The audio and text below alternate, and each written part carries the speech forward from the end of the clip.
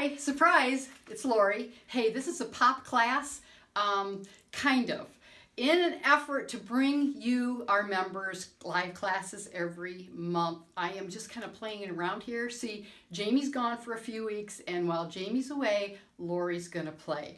But since she's not around, I'm doing something in my house that's new, never been done before, and I just had to share it with someone. So I just thought, who better than my other members, other people who are on this journey with me. So the big thing that happened just recently, just since Christmas, is that my youngest son, who had a bedroom which was adjoining to my kitchen, moved out. And it left an open room right off my kitchen. So what my husband and I talked about was, let's make this kind of a pantry. Now, a pantry is thrilling to me because I've never really had all of my foods gathered in one place. I don't have a garage I don't have a basement to store it in. I do have a garage. And I have little shelf spaces all over my house that through the years I've kind of squirreled away patches and years of things that foods that I've put by, but I have never before had it, for the most part, all in one area. What's interesting about that is Jamie and I teach about the pantry mindset. And I have been feeding my family, a somewhat large family, all these years, and I never really physically had a pantry. So that tells you the value of the mindset over the actual physical ability to assemble one.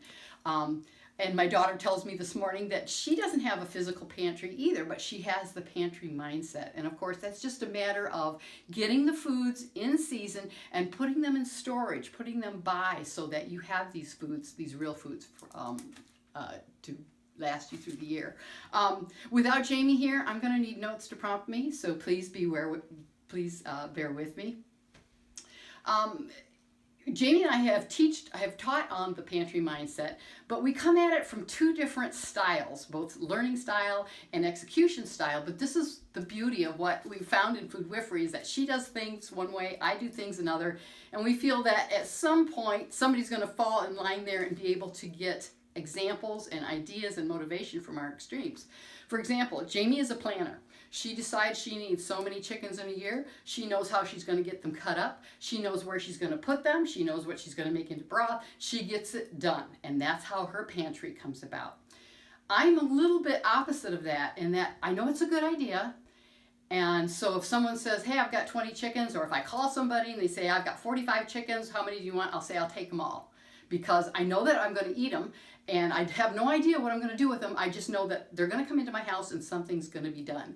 So that is my style of building my pantry. Consequently, I have, like I said earlier, little squirrel holes of food and canned goods and things all over my house. And the neat thing about that is that, yes, it's the pantry mindset, but there's two things that really help us accomplish it in our two different homes. And the first thing is that we have purposed to only put real food in our families. You all know the health benefits. You all know this little thing that we chime all the time, is that you have to purpose to do that. So number one, we purpose to get real food in our family. And number two, we have a structure in which we can accomplish that, and that you can accomplish it as well within the constraints of your family, your geographical area, your family's likes, and what, your ability at cooking. So between the motivation and the kitchen magnet, you can get this mindset accomplished, whether or not you even have a physical place for your pantry. So using the kitchen magnet, let's start at the top. The first one is broth. And broth is one of the things that, of course, I feel is so important for our diet. And through the years, I have made broth. And as I assembled it here, I found that I had broth from as long ago as 1013. But what I found, and I've had questions on this, what I found is that no matter how old it is still is valid. It still is delicious. The fats change into more of a liquid in some cases. Here's some broth some beef broth that has a hardened fat. I don't know what determines that, but that's just how it goes. Anyway, that's my beef broth here. Here's all of my chicken broth. There's from years from 14 and 15 and 16 all through here. So I have got in my pantry a lot of broth. And what this comes from is when, usually at the end of the year, I have some chickens left over, and I've got the new chickens coming in. So I can my broth, and put it by. Always have it ready. Okay, so the second thing is raw milk. Raw milk and cultured dairy, and of course a lot of that has to be refrigerated, so that stays in my refrigerators. I do have raw milk cheese that stays in a cool area, not necessarily refrigerator, but I do happen to have some dehydrated raw milk cheese slices here. This is just new in my pantry. Actually, I just did that for Jamie. Don't tell her I got 2 jars. I'm only going to give her 1 because it's delicious. Raw milk cheese dehydrates very, very well. It's a special process, and we'll get into that another time. Okay, so that's raw milk and cultured dairy. The next one is good fats. Now for me, in my geographical area, good fats are chicken fat, beef fat, butter.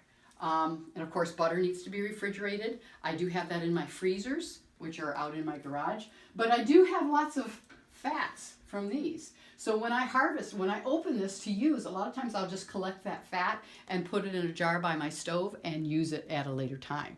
But I do get a lot of fats there. You see some in my chicken things here. There's just little layers of fat. So those are my good fats that are in this pantry. The next thing on the list is fermented vegetables.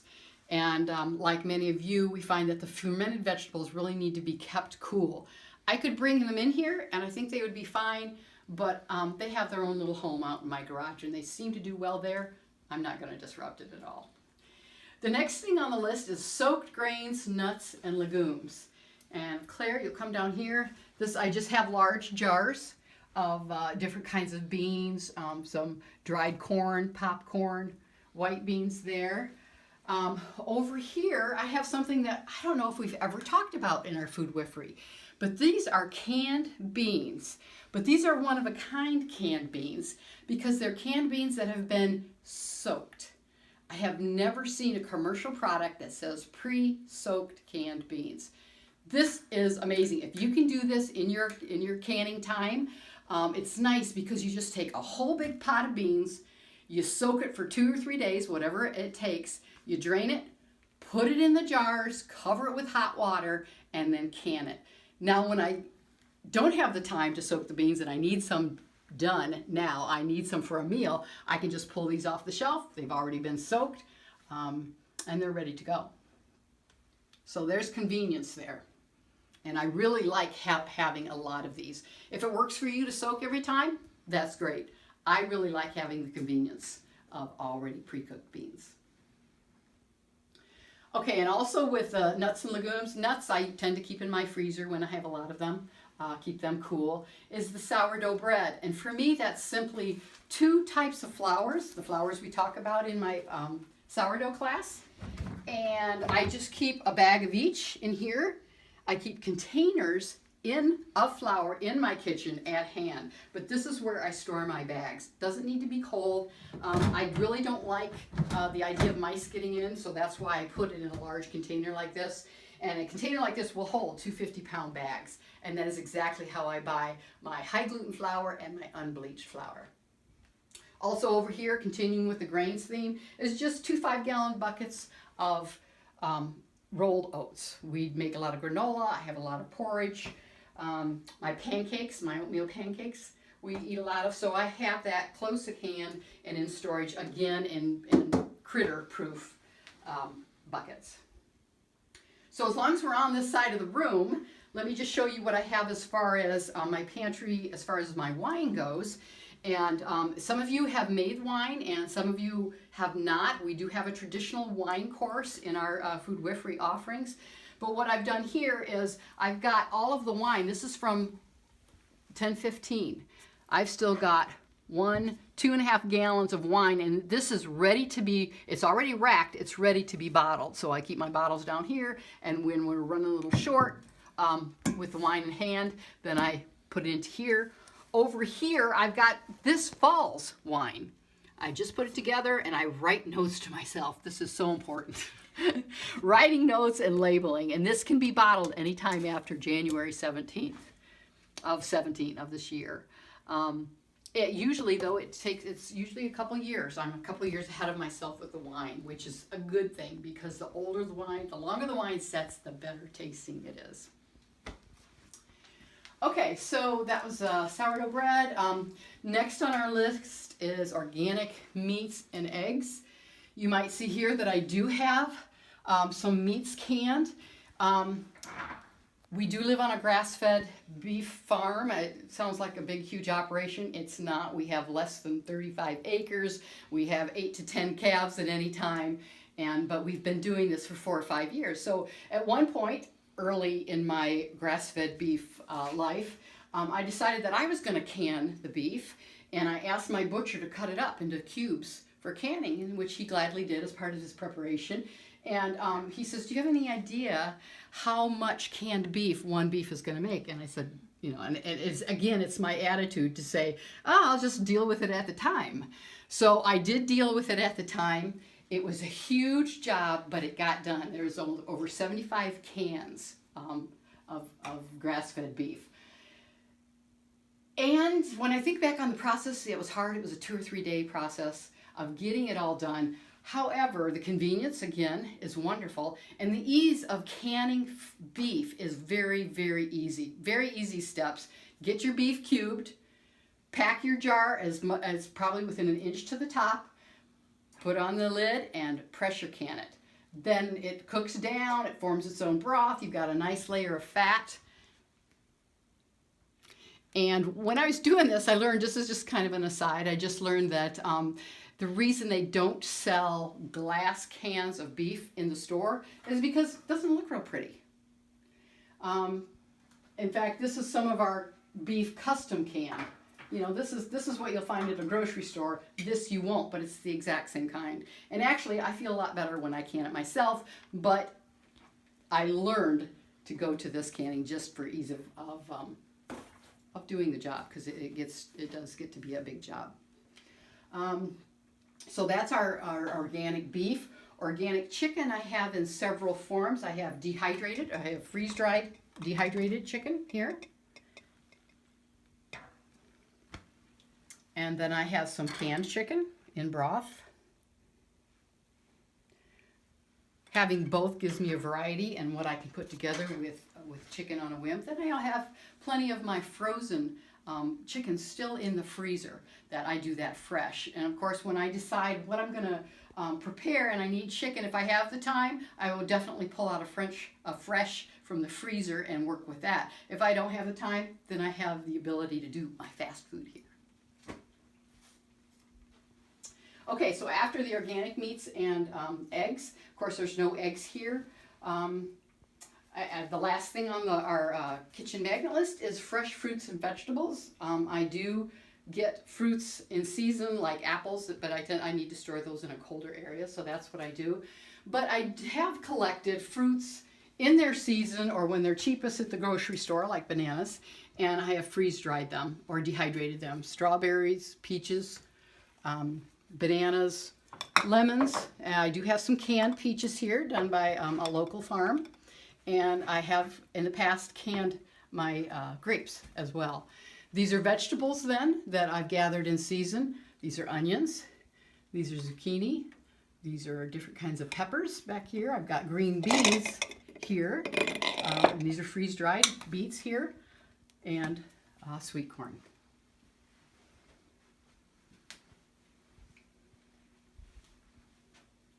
So, other fruits and vegetables, regarding vegetables, I guess I had talked about, is just that when tomatoes are aplenty, I can as much tomatoes as possible. We teach you that in our canning class, but our bottom line here is that yes, you do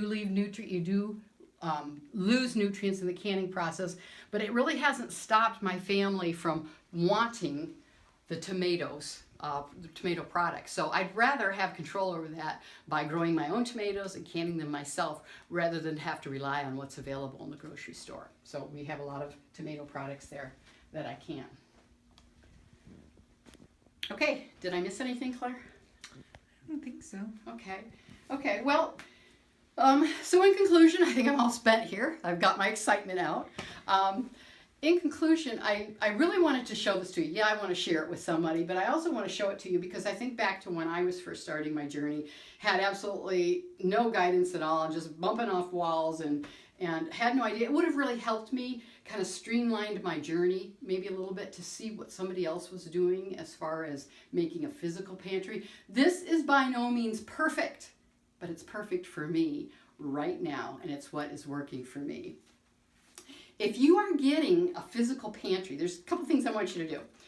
If you are getting a physical pantry together in some way, shape, or form, I don't care if it's huge, I don't care if it's small, can you take a picture and put it on our Facebook community? We are all learning from that. And if you're not on Facebook, take a picture and send it to me via email if you know how to do that. We would just love, and then I can put that on the Facebook community too. So if you want to share that, and just for the obvious reason of everybody sharing what they're doing and we get ideas from each other, that would be great. The second thing I'd like you to do is to let me know if this was helpful to you. Let me know if you like this kind of thing, this little pop class or whatever. As I said previously, Jamie and I are planning to do live classes. That involves internet that we may or may not have in our home, so we have to kind of work around that situation, and we will keep you abreast of how that goes. When I was putting this all together, someone was saying, like my husband put up the shelves and he repainted the walls and everything, and at some point somebody said, wow, you're really getting to be a prepper. Well, no, a prepper is a modern label. Not that I'm ashamed of that or not I'm ashamed of the process, but prepping, being a prepper is a modern label to describe an ancient practice of every home, in the course of their lives in the world. Women believed that they needed to be prepared for things. They needed to be prepared for hurricanes or for storms or for, in modern times, the grocery stores shut down or the grocery stores don't have what you have. Or if it just means the family, half your family shows up on the doorstep and says, hey, what are you doing for supper? And you are prepared to serve them at some point, to serve them a wonderful meal. So am I a prepper? I guess so, but I'm just prepared because that is just the wise thing to do when you are serving real food in your home. Can you tell me about the pictures back on the wall? Yes, the pictures on my wall. These are pictures of honor here that I just got those up too. And these are pictures that kind of seem prophetic to me right now because they were taken 35, maybe 40 years ago. I took them when I was experimenting with photography at my parents' home. And my mom was a prolific canner. My dad was the gardener, my mom was the canner. And I guess somewhere in there, set the roots in me about how you put food by, about how you love your family with food, and just all the love and care that goes into something. So those are pictures that are pretty dear to me. I had taken them and given them to my mom for a Christmas gift at one point. She had them in her house for many, many years, and then when she passed away, they came back to me. So these are my precious canning pictures, and probably did a lot. Jimmy and I talk about body and soul. Probably did a lot in my soul, setting my course for being able to learn what I have and then to be able to share with you. So I'm about wound out. That's all I have for you right now. Please, I invite your comments, and we'll see you next time.